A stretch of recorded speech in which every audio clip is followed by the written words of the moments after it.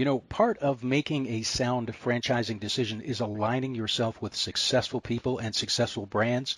Our featured franchise today is one of the largest staffing companies based on revenues, doing about $332 million in annual sales with over 100 franchised locations nationwide. They are one of the fastest growing staffing firms in the U.S., and our guest recently made Staffing Industry Analysts' prestigious 40 Under 40 list. Today, we're speaking with Jason Leverant. He's the president and COO of Atwork Group. Jason, welcome to Franchise City. Hey, thank you so much for having me. Excited to share all the great things about Atwork with you. So great to have you on. So, Jason, many of our viewers are aspiring franchise owners. I certainly want to cover that aspect, but before we do, can you let us know a bit about Atwork Group and what exactly your company does? Wonderful. Yeah, thank you so much. So the Atwork Group is, as you mentioned, a franchisor in the staffing space, and this is an industry that many people, it's not the first thing that comes to mind when they think about opening a franchise or building a franchise opportunity, But it's such a wonderful industry to be a part of. So we help people get into the contingent workforce, temporary staffing. When you think about those folks that are looking for short-term assignments or long-term career changes, that's what our offices are really able to do. So they help, really twofold, different businesses within a specific market, and obviously different job seekers who are looking for their next opportunity, to support their families or pick up some extra cash for whatever purpose or whatever need they have. But we come in as a resource to our markets, and so we train our owners in order to enter the space. It's an exciting time to be a part of the staffing industry, as I'm sure we'll talk about and jump into in regards to the growth that all of us are really experiencing. So, excellent.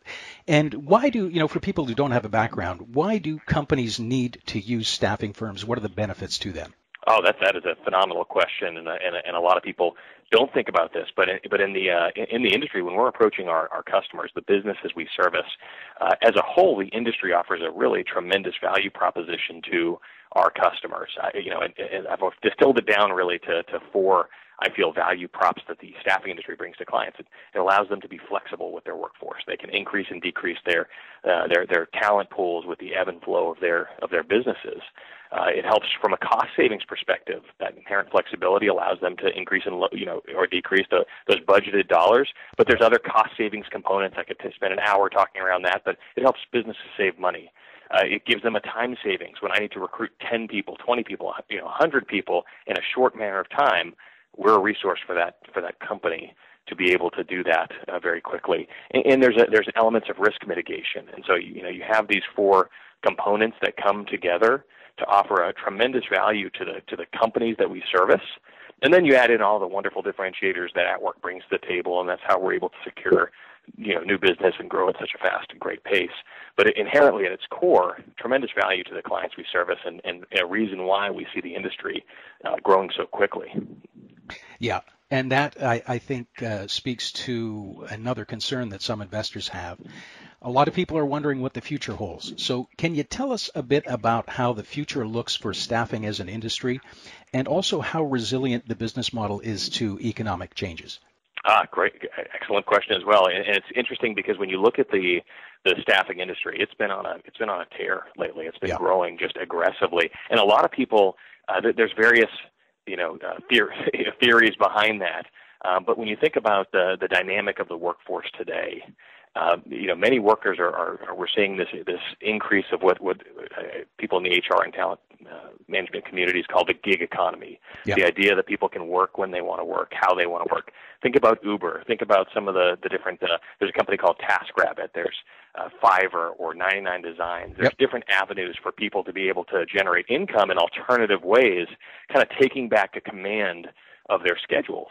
And so inherently we have a workforce really starting with this millennial generation and now going beyond to the generation behind that who really value flexibility, who value work-life balance. So you've got huge drivers, huge propellant from actually the workforce itself, which is a great motivator for companies to shift their hiring models to more flex-based models. And what better industry to be a part of and to be able to help facilitate that than the staffing industry. So that's what we've been doing for years, and now everybody's shifting that mindset towards, hey, let's get flexible in what we do, and there are those value props come into play. And that flexibility value proposition I referred to earlier, that's held so much weight more now than it ever has before, because it's always been there. It's been there since the 60s, 70s, Kelly Services and the Kelly girls from back in the day. That value's been there on flexibility. It's just felt so much stronger today. In addition to that, one of the areas that companies like is, as I mentioned, the flexibility of increasing and decreasing with the ebb and flow of their business needs and business models. Right now, talent is in demand. There's a shortage. There's skills gaps across the board, across multiple industries, multiple job titles, huge demand for people. And that's where we come in. And from that time savings value prop, we can bring in that time savings to be able to recruit large volumes of people, bringing in qualified talent to our client partners at a faster basis. So there's some drivers there that help bring the industry to the forefront. But the second part of your question was in reference to our resilience when it comes to downturns or recessions or things of that sort. So a couple of different things at play when you think about when you build your staffing business. We instruct our owners, and most staffing firms go about this the same way. You're going to look at your market, and you're going to diversify the industry types that you service. So if I'm going to market in a branch, in a local community, I'm here in Knoxville, Tennessee, and I decide that I'm going to service this type of industry, I'm not going to exclusively service this type of industry. So let's think back to 2008, 2009. Let's say we're servicing the automotive manufacturing industry. Well, that industry had a really hard hit. So if my business was concentrated with this one industry and I didn't have any other industries to support my branch, well, I'd run into some troubles. So one, you want to diversify your business mix and be able to cast a wide net and really help sustain yourself. We have a unique model where we have three different programs. We're about to roll out a fourth in the very near future, but that's hush-hush right now. The different revenue models allow for our owners to inherently diversify their business mix in different industry types.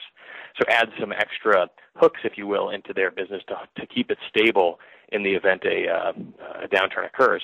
Now, in staffing, though, when you think about a traditional staffing branch, we can adjust our sales based on the demands in the community, demands in the market. Because we have a unique strategic advantage over other types of franchise businesses, really any other types of businesses, we don't carry we don't carry inventory. Right. We don't have a lot of things that we have to pay for. So, when times are good and we've got lots and lots of business rolling in, we build our internal staff count. We bring in recruiters, we bring in staffing coordinators to support those needs.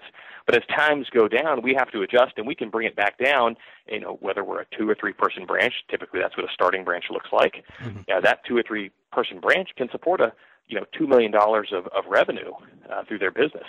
But if you have a $10 million branch, you have 8 to 10 people in there, but you're in that same office. Your overhead remains pretty much fixed, which is relatively low cost. So things are great. You bring in additional staff to support that revenue. But if things turn the other direction, you can adjust your internal costing and manage with the economy, which helps you be a lot more nimble and continue and sustain downturns like we saw in 2008. Yeah, and that flexibility is amazing. And a lot of people that come to us initially think food. You probably know that. Everybody, that's the first thing they think of. They think of food. Oh, yeah. And you spoke to some of the advantages. Are there possibly any other benefits to, say, a staffing franchise over, a traditional food franchises that a prospective franchisee might consider? So when you're looking at pretty much most food-based franchises, there's a certain capacity. There's a certain amount of volume that you can support through your one location. I mean, you're limited based on market demographics, based on population of the market.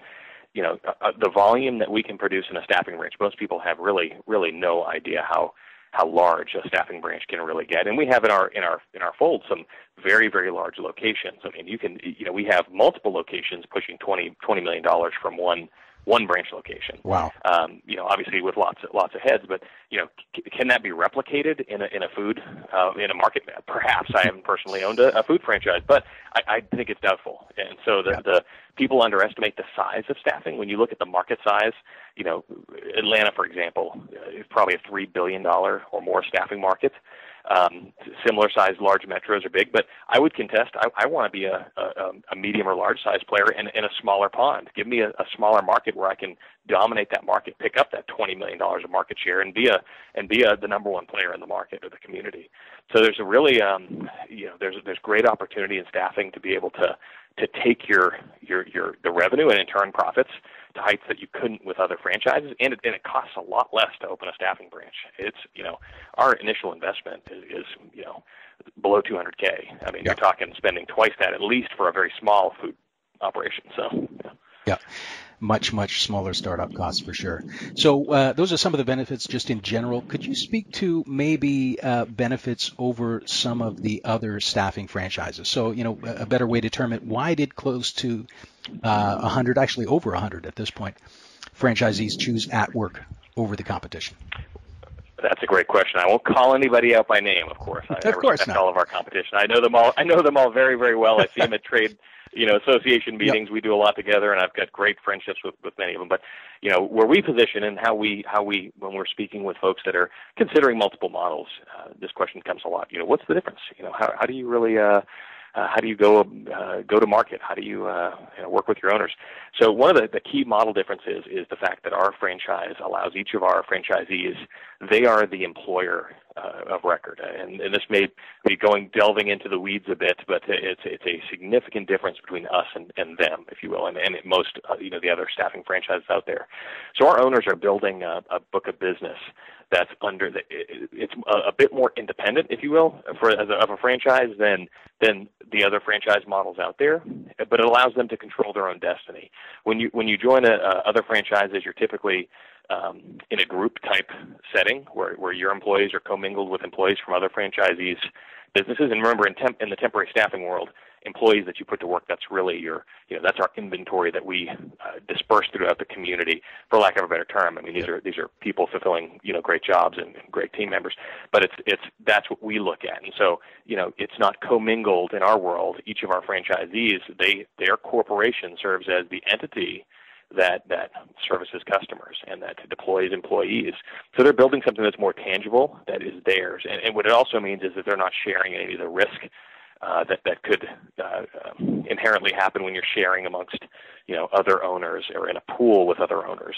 So that does create quite a considerable difference in our models and how we look. There's one other franchisor in staffing that does it the way we do it, and we kind of join together and talk about how great it is to do it our way versus their way. And I'm sure vice versa, they do the same. But that is a unique difference on what we really do.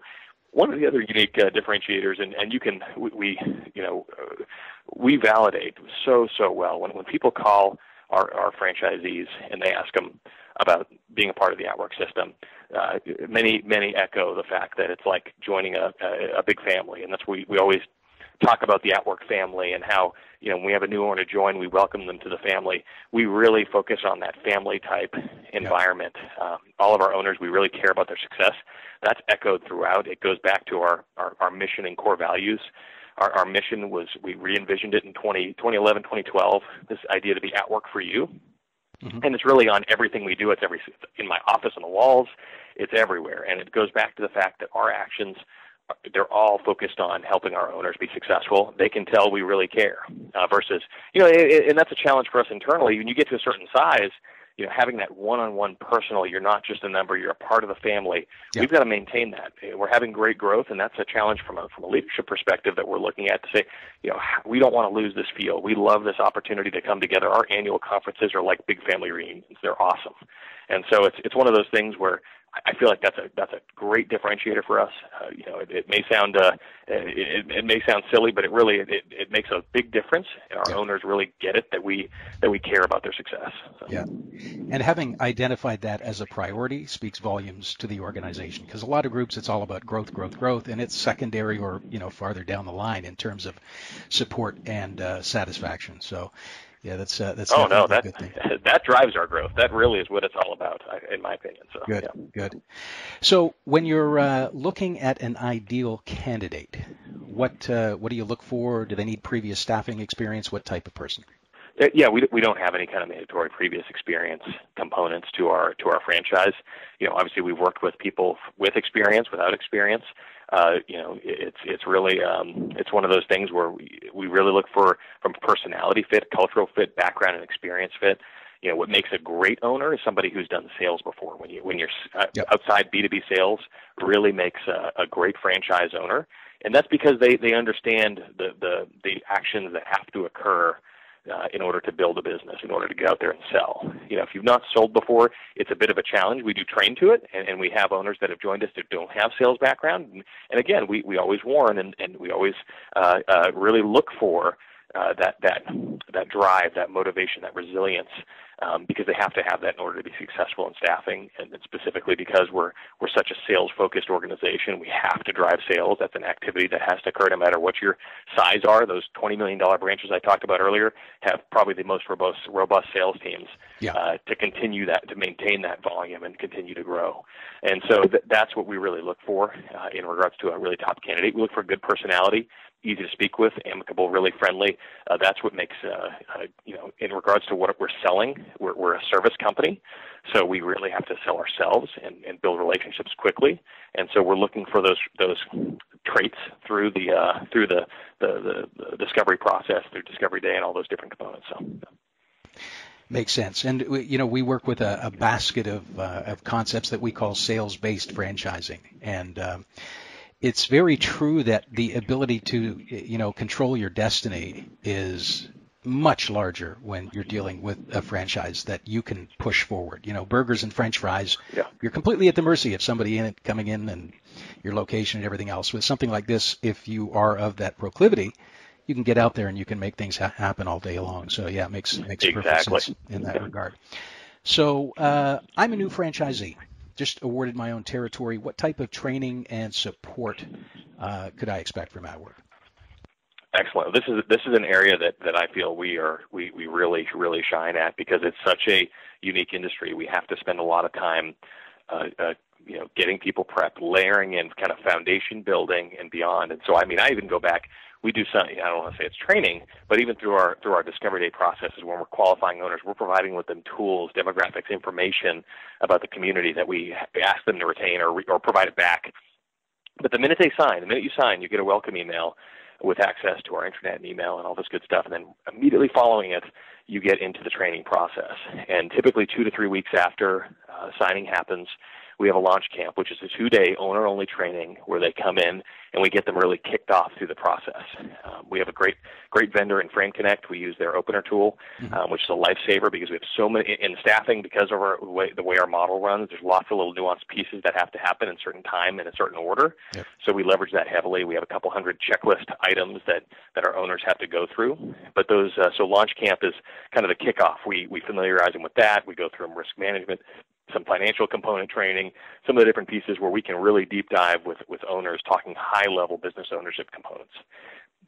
After that, they go back out to their markets and they start, looking for their site locations, looking for internal talent, all being assigned to a training director and one of our franchise development managers. We use a little bit different vocabulary. I know many people call those folks, those are the franchise sales folks.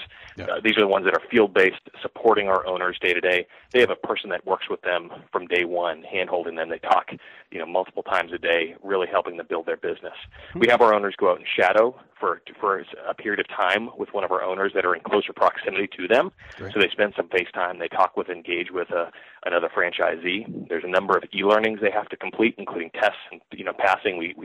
There's a certification that we work with the American Staffing Association on, and they have to pass their CSP certification as well, which kind of designates from an employment law perspective. So lots of things happening. Finally, they come in once all these different pieces are getting checked off the list. They come into a week-long training, and they go through the training, which is staffing-focused. This is really not necessarily franchise-related, but it's pure staffing, sales, and recruiting 101. So it's an open-ended training. It's not only new owners in that training. It's an open invite to all of our franchisees. If they have any new salespeople, recruiters, we do group training, so we can bring everybody together. We have a training center in the back of our corporate headquarters. Matter of fact, we have a training going on right now with 3 new owners and about 12 people back there learning. So really exciting times. It sounds like it, absolutely. Any amazing franchise success stories that you'd like to share? And that, I mean, that $20 million one sounds interesting, but your choice. Those are good.